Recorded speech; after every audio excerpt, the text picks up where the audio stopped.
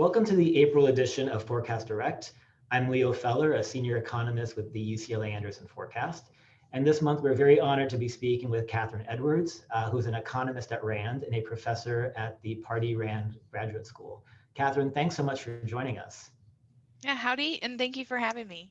So we have a lot to cover in the next 20 minutes. You've written a lot about income inequality, you've written about gig work, about unemployment insurance, and you've written about women's labor force participation during this pandemic. So I'm hoping we can discuss all of these topics during this podcast. And let's start with inequality. So you have a paper where you talk about trends in income from 1975 to 2018. And you talk about how economic growth since 1975 has not been as equitable as it was during the 2 decades following World War II. Can you tell us about your paper and why income growth has not been as equitable more recently? Sure. So we approach this question, which many people have looked at before, wanting to have some type of benchmark comparison to understand income growth, because a really bewitching aspect of talking about economic inequality is that nobody would say everyone should have the same income, right? Perfect equality is not the goal, but there's something more equal than we have now. But what is the benchmark and what is good? That was one thing we wanted to approach in the paper. And so what we decided on was to look at how incomes at various parts of the income distribution, so those households that had the poorest and those that were the poorest and those that are the richest, whether or not they grew faster or slower than the economy overall. So if GDP grew by 3%, how much would that predict if everyone grew by the same pace as GDP, how much income should everyone have? Unfortunately, for the bottom 90% of households, they have been falling behind economic growth rates for almost 40 years. And so the foregone income that would be going to the bottom 90% of households, had their incomes just grown apace with GDP, not necessarily faster, it would be almost double median income today for just your typical median worker.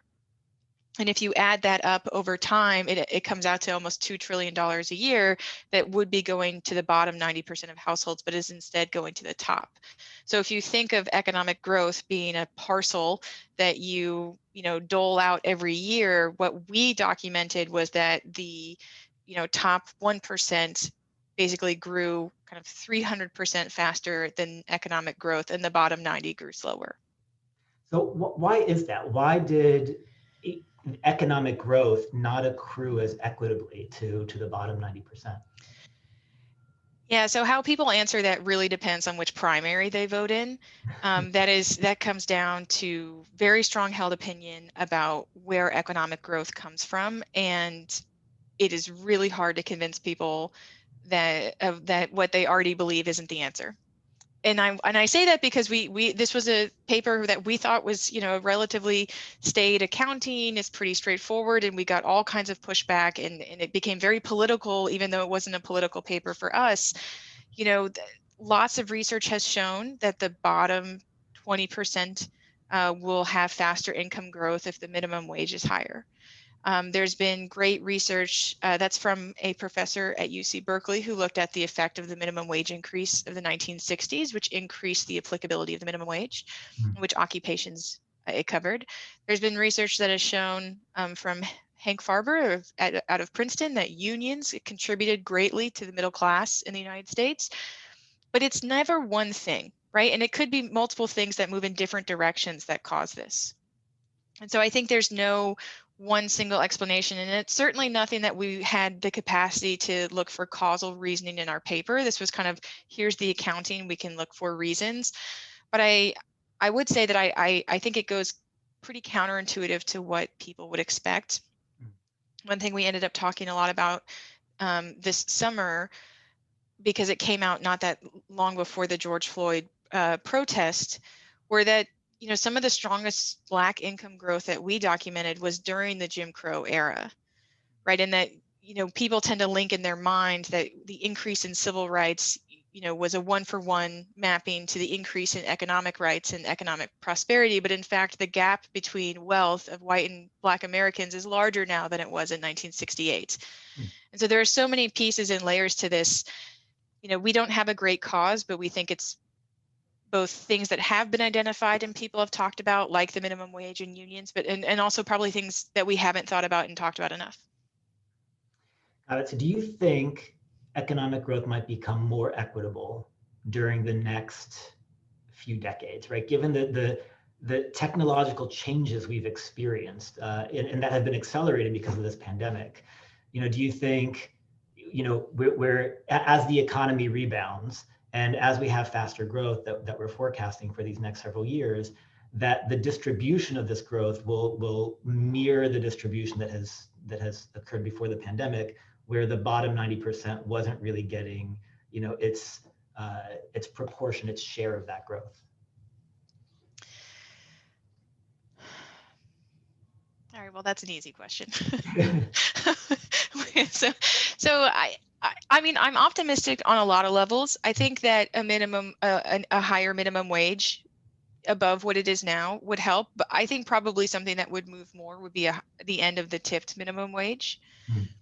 The idea that it's 2021 and there are people who make $2.13 an hour on paper is pretty incredible. And I think that the policy is moving towards the economic kind of prosperity of the bottom half being a concern and a priority. And I don't know how much it was in the past, but I think the idea of equitability, the idea of inclusivity has a stronger hold now than it might have had in 1980.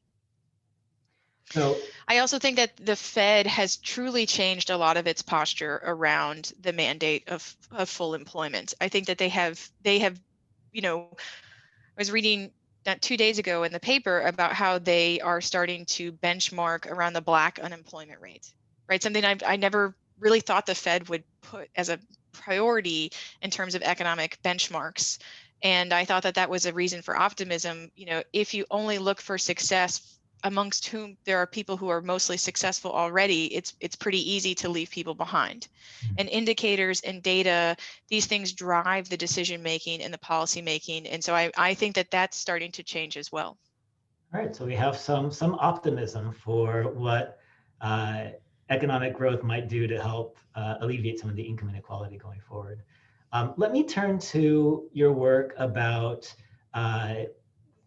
people working multiple jobs, people having side hustles in the gig economy. So you talk about the gig economy, and I wanted to see if your thinking is that, has this helped workers? Has this helped households earn additional income? Or has the rise of gig work eroded traditional opportunities for good paying jobs?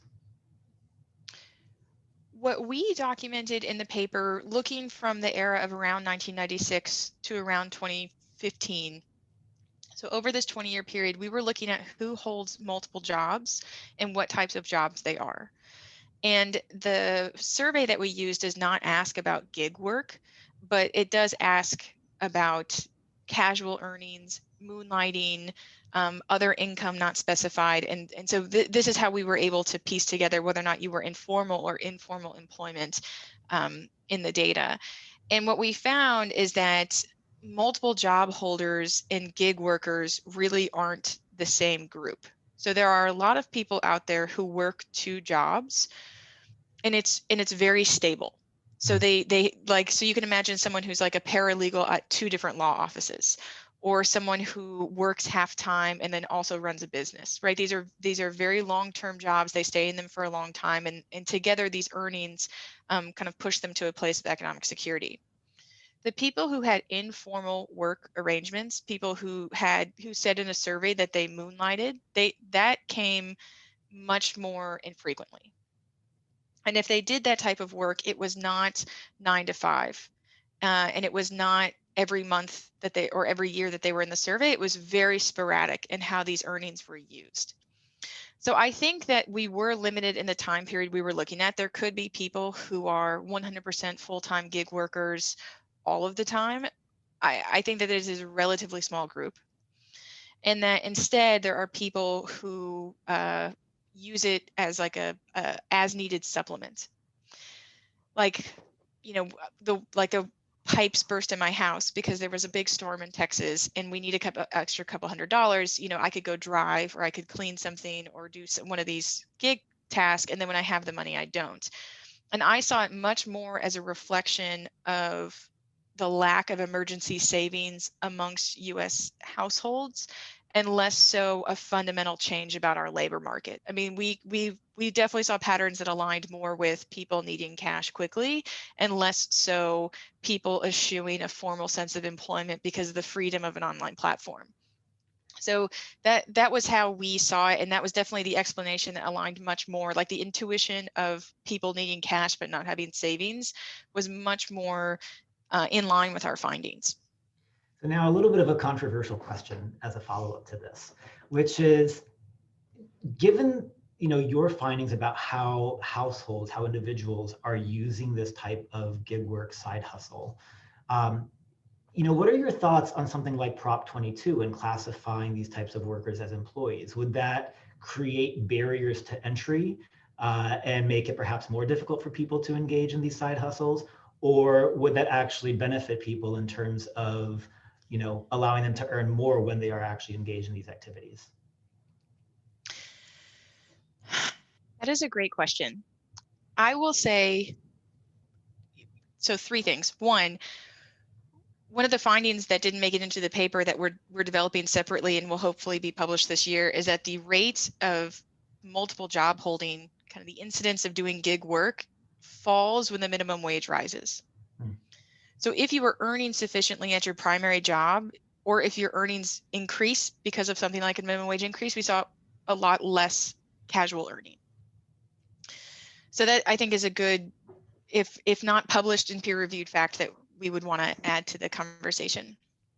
The second thing I'll say is, there's the worker's perspective and there's the firm's perspective. And for me, the firm perspective is that platforms like Lyft and Uber are not paying Social Security taxes on these workers, and they're not paying into the unemployment insurance system.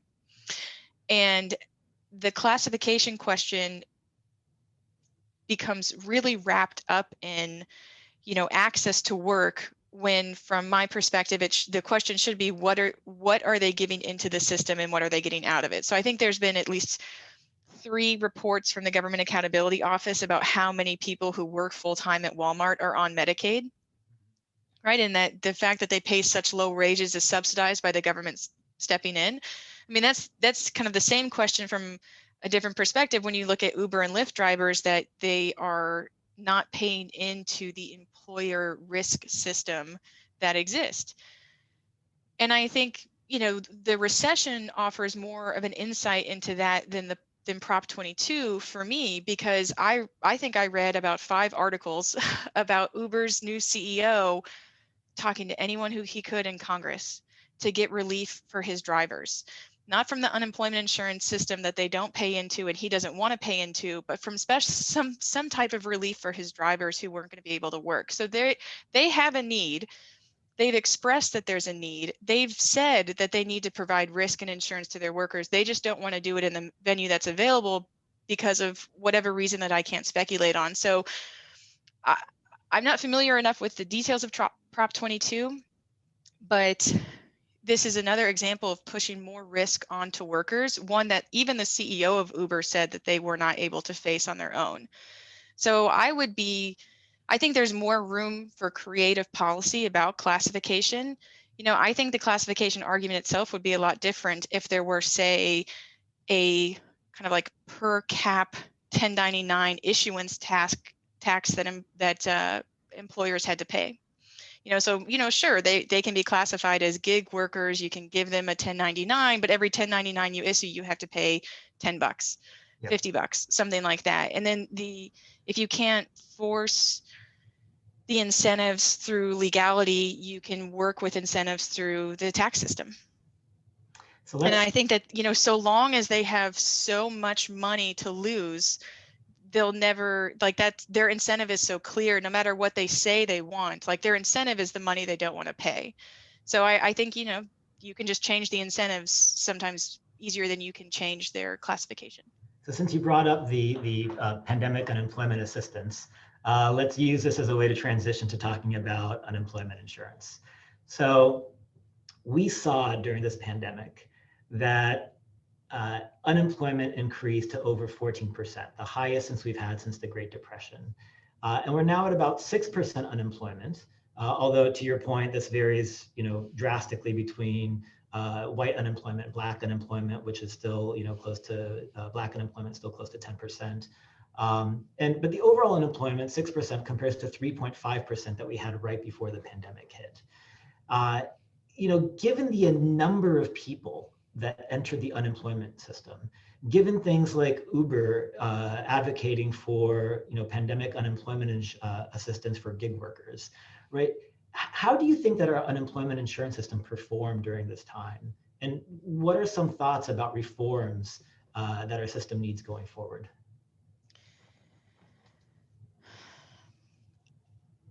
Unemployment insurance has the advantage that it has an incredibly stable base because it is a social insurance program. And for workers in covered employment, there were a lot of administrative difficulties. They were hit with an incredible amount of claims, but I mean, they still paid out millions of claims in a matter of weeks during this crisis. The real problem with unemployment insurance was that the benefits were low and that they didn't cover enough people and that they varied so much by state. Though that has been problems with the program for decades. And I think there is justifiably a lot of focus on the administration and the IT systems. And, I'll read a dozen articles about the COBOL Cowboys, like every day. I would love to start my day with one, but I think that's kind of a little bit obfuscating what's really going on, which is that you had a social insurance program of a very stable base that not enough people got, that's run by states, and then you had a federal program that was basically, shoved on top of it on very short notice. And most of the fraud is associated with the pandemic unemployment assistance. And that makes sense. I mean, states didn't have wage records for the entirety of their work history in the state for a driver who was asked to submit their income after they put in their application. I mean, the administrative burden of pandemic unemployment assistance was truly incredible and unprecedented. And for me, the lesson is it is very difficult to build a program during a crisis. And it's one more argument for, broad federal reform. But so I guess the kind of getting to your answer to the question, unemployment, unemployment insurance did good for how long we've neglected it and how weak the program had become. But ultimately, what we learned from this recession was just how out of date these state-based programs had gotten, how many are already out of funds and so on. So I compare it to a house that is standing on a foundation that has all the doors and windows blown out and has been sitting in water for 40 years. It could be okay, but you should probably do some work on it before it rains again, right? That there's more to be done. And I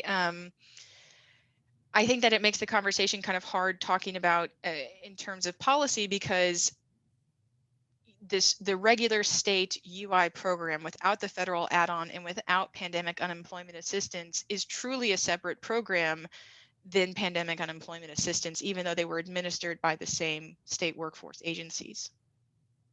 So let's, I think you wrote about how the fact that the federal government stepped in and provided these supplements and topped off in terms of giving additional $600 a week, giving pandemic unemployment assistance, extending the time frame, that this might actually, serve as a disincentive for some states to actually take care of their own unemployment insurance systems. Because basically from the state's perspective, they now say, okay, well, if we ever have a recession that's, big enough, deep enough, then the federal government's going to step in. Why should we bother having a well-functioning, generous unemployment insurance system if the federal government will take care of it? So, well, I mean, I think the question that you should that you're close to and you should be asking of why should we increase taxes on our employer base coming out of a recession to prepare for the next one if the federal government's going to pay for it? right? Why should I put my employers at a disadvantage? I think the way that I explain it to people is that the only permanent constituency of the unemployment insurance system are the employers who pay the taxes. The statutory incidence of unemployment insurance is only on employers. It's not like Social Security where you see FICA on your paycheck and both you and your employer are paying. You've never seen the stub for unemployment insurance, and you might not have known that you were even paying into it based on your wages. So that gives a natural race to the bottom among states to have the lowest taxes. And, we've been here before. After the last recession, the Great Recession of 2007 to 2009, 34 state programs had to borrow from the federal government. And the Government Accountability Office said, you are not going to be prepared for the next recession unless you increase your taxes and have better future funding into the program. And some of them did that. Some of them raised their taxes. Some of them, prepared and had a stable benefit base. But a lot of them didn't. And a lot of them said that we're just going to go the other way. And rather than pay for a large trust fund, we're just going to make sure there aren't that many claims on it. So I think there was some just absurdly low number of people getting unemployment insurance claims in Florida. It was in the tens of thousands, and they only had access for 9 weeks, and the benefits weren't that generous. But unfortunately, Florida actually, for as much heat as they get in the press, Florida doesn't have a trust fund insolvent at the moment. And all the states that cut their benefits after the last recession, those are the states that are not borrowing right now. So it's a lesson that comes from multiple directions, both seeing that the people who did not step up for their program and tax their employers more, but rather try to get workers to have it less. From the perspective of solvency, they're doing better right now than the states in other positions. And that, and then that added to that is the CARES Act and the intervention from the federal government this time around. And I think it's two incentives that are very clear. If I'm going to learn any lesson from this recession, it's going to be I should cut taxes, cut benefits, and wait for the federal government to step in. So the question really becomes, when is the federal government going to step in on a permanent level as opposed to an ad hoc one during recessions? And so I guess that brings me to, maybe a summation question, which is, should we just federalize unemployment insurance, or should we still have these be state-based systems?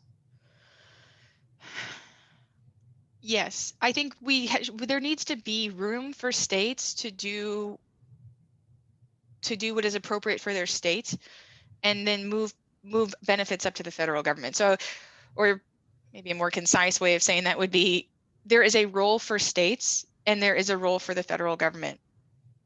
For benefit allocation and administration, for workers who move across states, who work in multiple states, in terms of equity and ease of administration, that is really a federal government, or rather the federal government has shown that they can provide quick and equitable administration, much more so than the state unemployment insurance system. So I wrote a piece earlier this last summer pointing out that simply by virtue of where they live, Black workers will get less in unemployment insurance than white workers because they happen to live in states in larger proportion that have much lower benefits.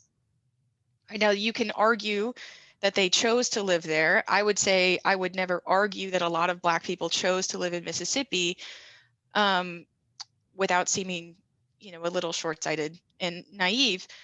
But the question is, do you think that people should deserve, who earn the same amount of money, earn the exact same amount of money and work the exact same amount of time, do you think that they should have two different unemployment insurance benefits? And what are the consequences if they do?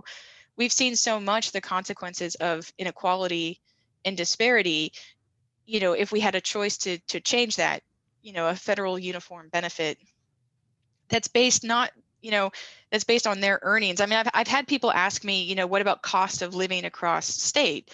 Well, that's incorporated into your wages, right? If it's based on your wages, it's not based on the cost of your apartment, or the cost of food. That your wage already reflects that. So that's the same thing with Social Security, right? It's only based on your wages. But I do think that state governments have workforce administrations that have an administration and technical expertise and capacity to work during recessions, not necessarily kind of bolstered by the state government and the state legislature keeping the benefits good and keeping the taxes high enough. But that doesn't mean that the states don't have a role to play. So other things that have happened to unemployment insurance besides benefits being reduced is the amount of employment services that are given, assistance in job search, counseling for job search, and help, moving across the state to go to a job that's available somewhere else. I mean, there's lots of roles for state governments from that perspective, through things like the American Job Centers. But the other part that I like to talk about is, I thought the Paycheck Protection Program was the other program we could have learned a lot from this recession, which is that businesses need help too. And again, Paycheck Protection Program, if you start a program during a crisis, it will be rife with fraud. But I thought that it was interesting to me that we saw that we have a program in which employers currently pay taxes into a state system. And we saw in this recession that employers need to have some kind of insurance mechanism for a crisis as well, and that states are much more geared to their employer tax base than they are to their worker tax base through this program. So I had this, kind of pie in the sky notion that perhaps the Paycheck Protection Program could be rolled into some kind of permanent insurance scheme for employers, where if they don't want it, they don't pay into it, but that means their workers don't suffer.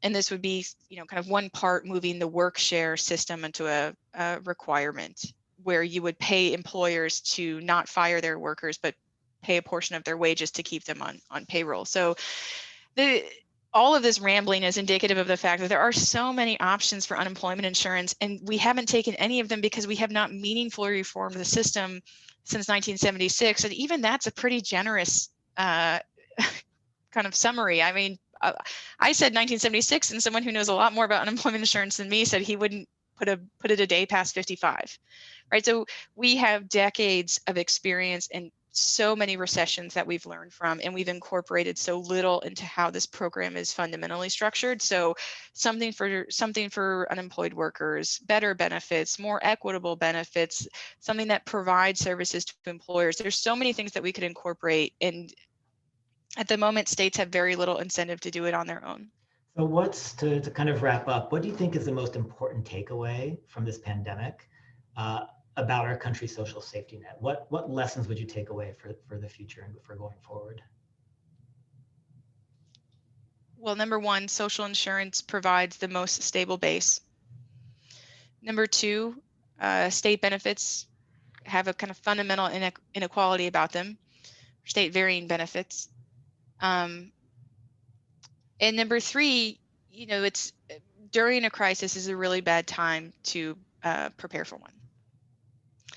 But I should say that, I don't know if you can see, I'm very biased. I have Frances Perkins on the wall behind me. I am a social insurance expert, and I think that is the kind of highest functioning programs. And I say that because of all of the news that I'm sure everybody listening has read during the recession, you have not read a single story about Social Security. You haven't read about Social Security being subject to fraud. You haven't read about seniors sleeping outside of Social Security offices across states trying to get benefits. You haven't heard about the program bleeding funds and running out and not knowing how they're going to pay for it, and emergency loans coming in. You haven't read any of this. And I'm sure when the poverty numbers come out next year, they'll show that once again poverty amongst the elderly fell, because it's an incredibly stable program with a very clear benefit structure. Granted, their administration is easier. Are you 67? But some of the lessons we can learn are from who we didn't hear about and not just who we did. All right, well, Kathryn, thank you so much. A very insightful conversation, and really a pleasure to have you on. Thank you, and we really appreciate the insights that you shared. Thank you so much. It was a pleasure to be here, and yeah. All right.